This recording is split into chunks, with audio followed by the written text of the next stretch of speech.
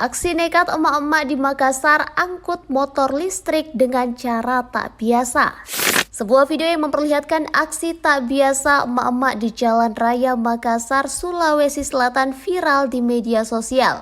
Hal ini sontak mengundang beragam reaksi warganet pada Sabtu 9 Mei 2026. Dalam video tersebut, seorang wanita terekam sedang dibonceng oleh pengendara lain sambil membawa sebuah motor listrik yang ditempatkan di antara dirinya dan pengendara motor. Aksi itu membuat motor listrik tersebut ikut dipangku selama perjalanan di tengah lalu lintas yang cukup ramai. Meski terlihat tidak lazim dan cukup beresiko, wanita tersebut tampak tenang selama perjalanan, sementara pengendara motor yang membawanya tetap melaju menembus kepadatan jalan tanpa hambatan yang berarti. Video ini dengan cepat menyebar di berbagai platform media sosial dan memancing beragam komentar dari netizen.